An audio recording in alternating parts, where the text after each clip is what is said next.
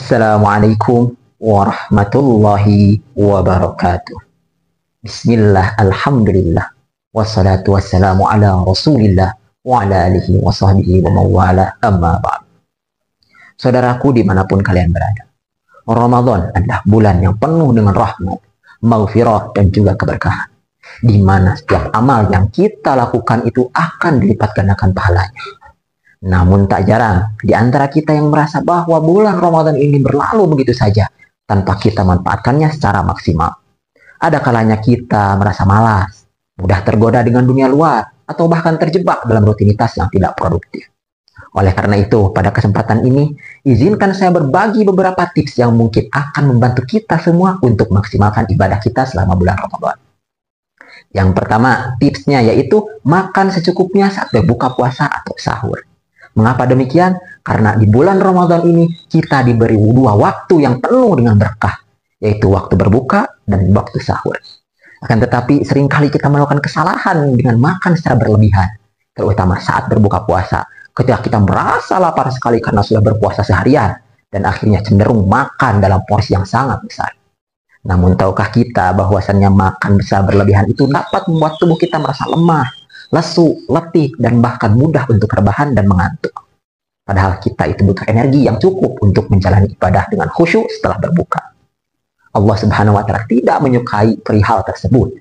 Maka sebagaimana firman-Nya dalam Quran, A'udzubillahi minasyaitonirrajim, Bismillahirrahmanirrahim. Wa kulu washrabu wa la tusrifu innahu la yuhibbul musrifin. Yang artinya, dan makan serta minumlah kalian semua, tetapi jangan berlebihan. Sesungguhnya Allah tidak menyukai orang-orang yang berlebihan. Quran surat Al-A'raf ayat 31. Bahkan bukan hanya itu, Rasulullah SAW pun menegaskan dalam hadisnya, Bismillahirrahmanirrahim, bihasbi bni Adam ukulatun yuqimna sulbahu, fa in kana la mahalata fasulusu li ta'amihi wa sulusu li syarabihi wa sulusu li nafsihi. Yang artinya, cukuplah bagi anak Adam memakan beberapa suap untuk menegakkan punggungnya. Namun jika harus melebihinya, hendaknya sepertiga untuk perutnya itu diisi untuk makanan, sepertiga lagi untuk minuman, dan sepertiga lagi untuk bernafas. Hadis riwayat At-Tirmidzi. Selain itu, penting juga kita untuk menjaga kualitas sahur. Karena sahur itu adalah waktu yang sangat istimewa, di mana kita mendapatkan keberkahan dan kekuatan untuk menjalankan puasa di esok hari. Mengingat banyaknya umat Islam yang terkadang melewatkan sahur ini dengan alasan malas, sibuk, ataupun mengantuk. Padahal Rasulullah SAW bersabda dalam hadis yang diriwayatkan oleh Imam Bukhari dan Imam Muslim, Tasahharu fa inna fi suhur barakah. Bersahurlah karena sesungguhnya dalam sahur itu ada keberkahan. Kemudian tips selanjutnya yaitu nomor 2, tidak begadang. Saudaraku sekalian, kadang kita tergoda untuk begadang, terutama di malam hari saat bulan Ramadan. Kita merasa bahwa bulan Ramadan adalah waktu untuk menikmati kebiasaan yang sedikit berbeda, seperti memperpanjang waktu di malam hari dengan menonton televisi ataupun scroll media sosial. Namun, kita harus ingat bahwa Ramadan itu adalah bulan untuk beribadah. Memang, malam hari adalah waktu yang sangat baik untuk kita menjalankan ibadah, seperti ibadah tarawih, membaca Al-Quran, tahajud, maupun bermunajat. Tetapi tidak jarang kita malah menghabiskan waktu malam tersebut dengan hal-hal yang tidak bermanfaat. Di sini, saya ingin mengajak teman-teman semua, khususnya mengajak diri saya sendiri, bahwa salah satu cara untuk memaksimalkan ibadah di bulan Ramadan ini adalah dengan tidur yang cukup. Allah Subhanahu wa Ta'ala berfirman dalam Quran surat Al-Qasas ayat 73 yang berbunyi, Bismillahirrahmanirrahim. Wa min rahmatihi ja'ala lakumul laila wan nahar. Ja'ala lakumul laila wan nahara litaskunu fihi wa litabtaghu min fadlihi wa la'allakum tashkurun.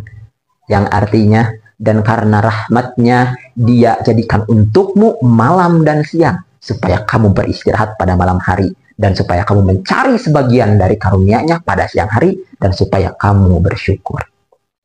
Selain itu, Rasulullah SAW juga tidak menyukai perilaku begadang ini. Sebagaimana dijelaskan dalam hadisnya, Innan Nabiyya SAW kana yakrahun nauma qabla al-isya wa la yuhibbul haditha ba'daha.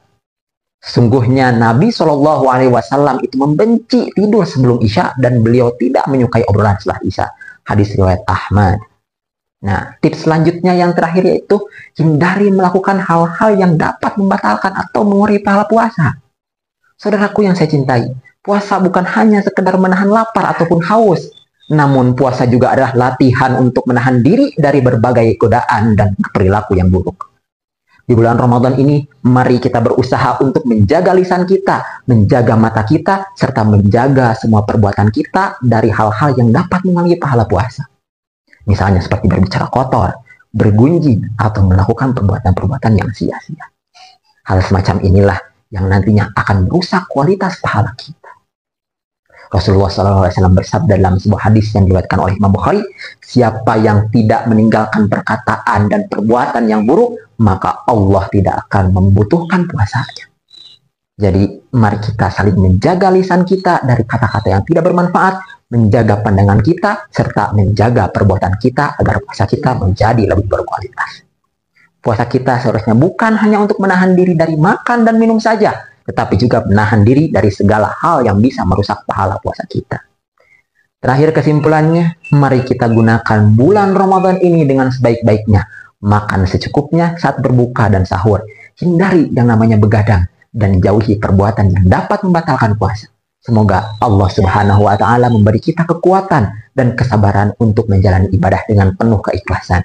Serta semoga Ramadan kali ini menjadi Ramadan yang penuh berkah, penuh dengan maghfirah dan penuh dengan kebaikan bagi kita semua. Mungkin cukup demikian yang bisa saya sampaikan. Kurang lebihnya mohon maaf. Billahi fisabilillah haq. Wassalamualaikum warahmatullahi wabarakatuh.